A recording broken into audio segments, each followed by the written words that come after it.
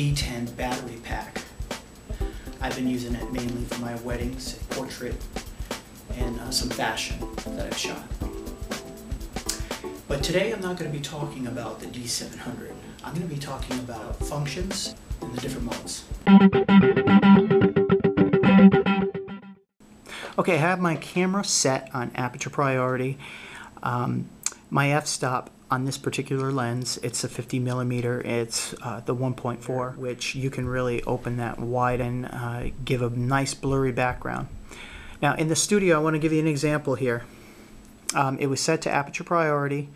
Now when I set my f-stop to the smallest aperture, I didn't want to sit there for a minute long, so I raised my ISO, and the higher I raise my ISO, it's going to allow my camera to readjust itself for the shutter speed and increase the shutter speed, which is great under circumstances where you need to be able to take a shot and you don't have a tripod and you don't want it blurry.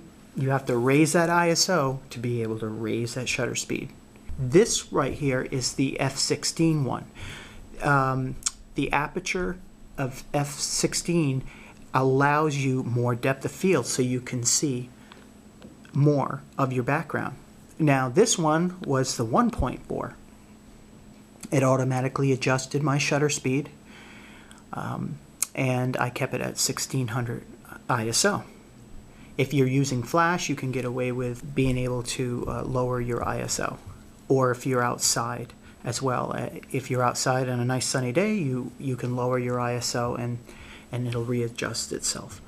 A lot of photographers that are event photographer, whether it's a wedding or a birthday party, and there's a lot of chaos going on. You know, people are walking around and they want to be able to blur out that background.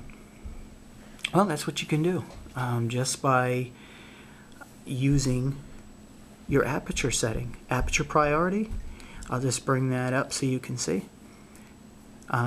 That's wide open. Now if I dial it in at the highest